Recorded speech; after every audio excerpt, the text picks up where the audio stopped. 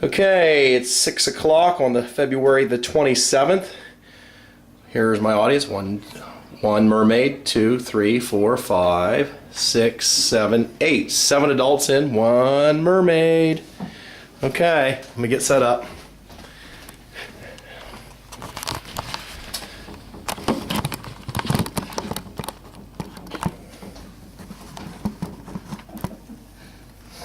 If I can get this to zoom in like I want it to. Okay, we're going to do it like this so I can try to get as much of the people as I can. Okay. Okay. First thing I'm going to do is I'm going to hand out everybody's paychecks today. Right. Okay. Good money. Everybody's going to make some money today. There you are, Zach. There's your paycheck. No, you don't get a paycheck. You get a paycheck, you get a paycheck, you get a paycheck, you get a paycheck, and you get a paycheck. Okay, so everybody got paid today. Today's paycheck was $1. But we have to remember everything costs about a penny at the store, so $1 is a good bit of money. Now 6 of you received 80 cents. One person, Zach, received $1, and a couple people didn't get anything. I know, just hang on. So, those of you who received 80 cents might be wondering why you didn't get your $1. So I would like to explain to you why that is. I represent a non-profit organization. I'll take off my shirt, you might recognize the organization. And my organization was set up many, many years ago by your great-grandparents. And what happens is I receive a percentage of your paycheck. Today, it was 20 cents from 6 of you, except for this guy. Now this guy, I didn't know you had a job, right? So you got to keep all your money, right? I didn't know you had a job. But as for the rest of you, your money goes into a fund, and here's what I'm going to do for you for that 20 cents, that 20% that I got. I am going to defend our community from domestic threats like mermaids, right? As well as outside community threats. I'm going to build schools for our children. My nonprofit organization is going to help you when you're unemployed, like these two. We're also going to set up a retirement fund so that when everybody is just too old to work, they're going to have money and medical. Kind of sounding familiar, isn't it? All right, well, as I said, this guy made $1 today. Here's all the money I got from you guys today. And I want to make sure, I didn't know he worked, but because I didn't get money from him, I assume that he's not working, so I'm going to make sure he has money. There you go. Thank you. Now, remember this is money you gave me. I'd probably be a little bit angry that this guy didn't have to give up his share of money and got more money on top of it, but because you two were working and lost your job, I'm going to give you some money to help get you through the week, okay? Let's put that over here. You sit that down and do whatever you need to with it, okay? Now, I also mentioned earlier that my organization is going to defend our community, and just so happens our community was under attack by this community over here.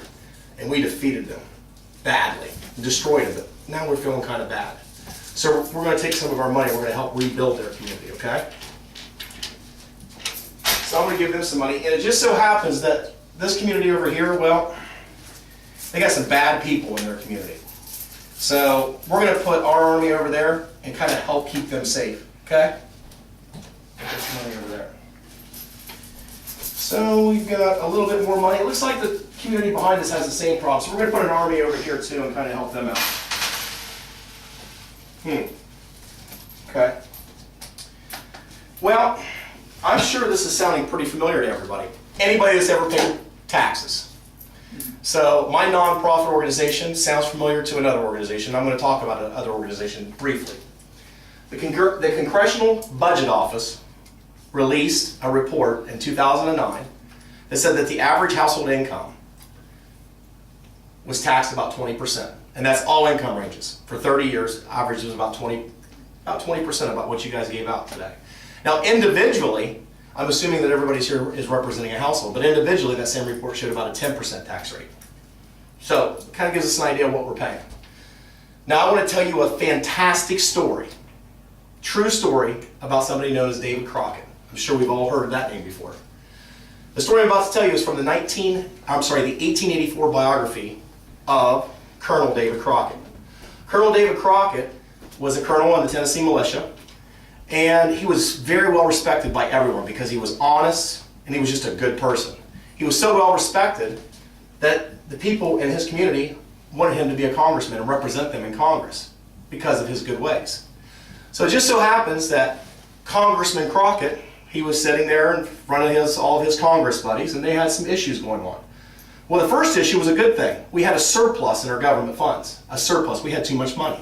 We don't hear that very often. So the other part of this was a section of a city just burnt down. Just burned to the ground. So all the congressmen thought, you know what, we have a surplus of money, this city burnt down, let's help them. Let's give them $20,000 to rebuild that community. And they did, and everybody thought, including Congressman Crockett, thought, well, that's a wonderful idea. I've done a great thing here.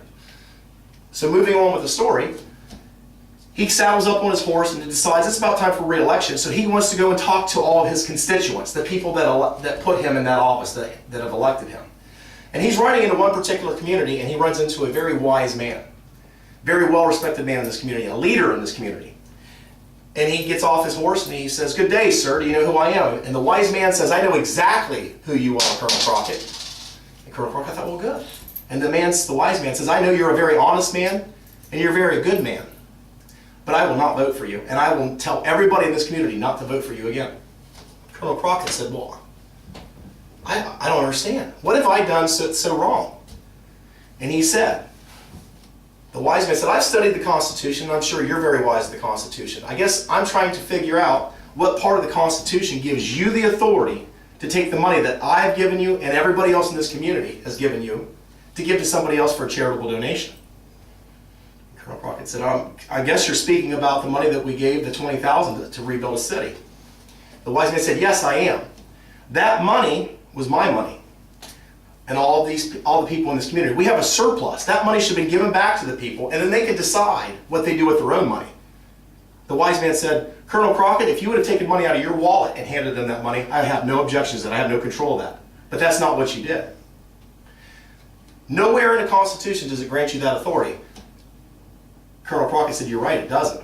It doesn't say I can or can't." And the wise man said, "That's right, because the Constitution was designed to give you a set of rules to work within and not step outside of." So with that story being said, Colonel Crockett, to finish that, it's kind of interesting, said, "You're right, I've done something very wrong, and I want you to gather all the people in your community up, and I would like to stand in front of them and tell them that I made a terrible mistake, and I'm going to go back to Congress and right this wrong." Later on down the road, he does go back to Congress, and it just so happens that another situation occurs where a man that was some founder of the United States, somebody that did a lot for the United States, died. And when he died, Congress, because they had a surplus of money, wanted to give money to the widow to help build this great big monument in recognition of all the wonderful things this man had done. Well, Congressman Crockett, after already having the discussion with the wise man, stood in front of everybody in the Congress, and he said simply this. He said, "This man was a very great man, and I want us to recognize this man. And I want to do so in such a way that I will give 1 week's pay, 1 week of my pay, towards this donation we're talking about. Let's not pass this bill, but let's do it this way. And I want everybody out there, I want to show of hands of who will donate 1 week's pay to build that monument." Guess how many people raised their hand? No. Zero. So the point being, they didn't want to give away their own money, but they wanted to give away everybody else's. Very interesting. And it's so interesting that let's move forward to some interesting statistics from the U.S. Treasury Department. Right now, does anybody have any idea? I bet, George, you might be the guy that knows. How far in debt are we as a nation right now? Oh, 10 trillion. Close. We are a little over $17 trillion in debt. A little over is $200 billion. That's a little. I don't even know what $1 million looks like. I can almost count the zeros, let alone a trillion. That's a lot of money. So, 17 trillion. Anybody know who that money is owed to? The majority of it? It's not. China. No, it's not. That's often thought that way. There's a portion of it that is, but the majority of it is owed to the people that are sitting in this room right now, the American public.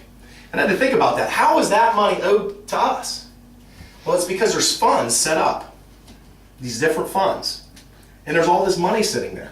And then there's all these things we want to do. We want to help that community, we want to help that community, we want to do that. Well, that money gets pulled from those funds with the promise of repayment, because that money is set aside to help all of us in this room.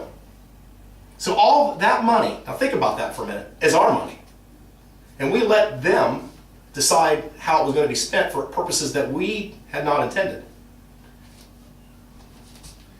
The national debt is a summary of the government's financial performance.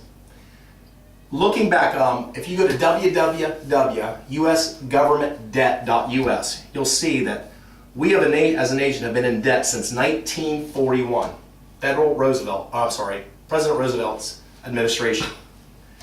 73 consecutive years we have lost money. Now let's put that in perspective. I'm running a business, my nonprofit organization. You are all bankers.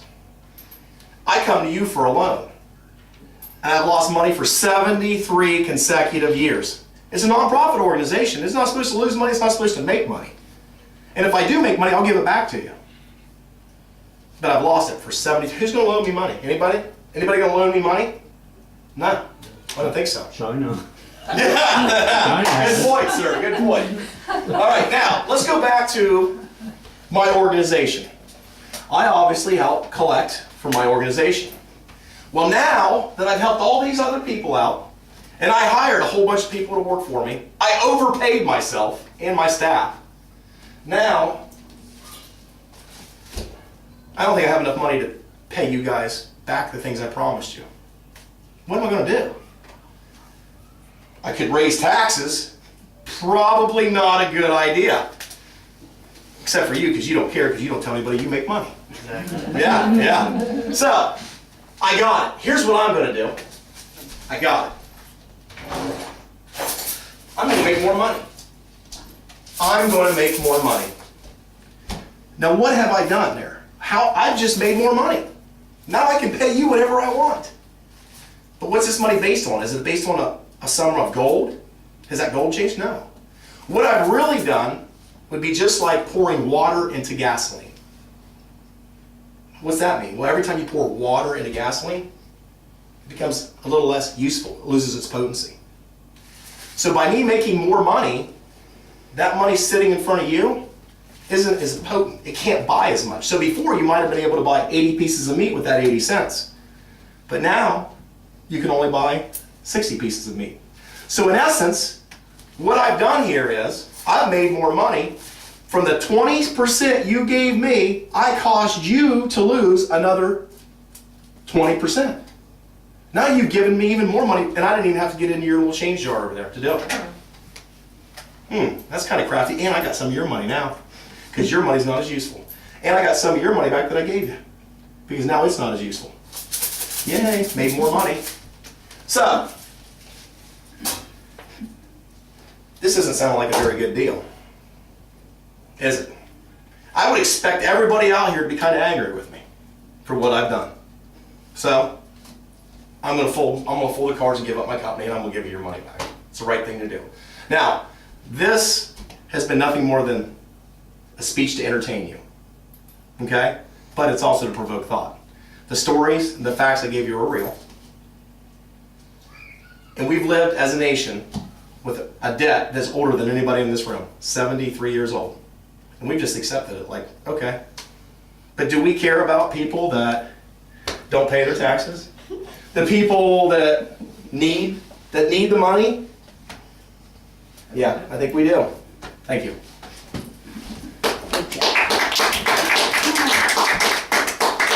That's why I gave Holly a raise cutting grass. That's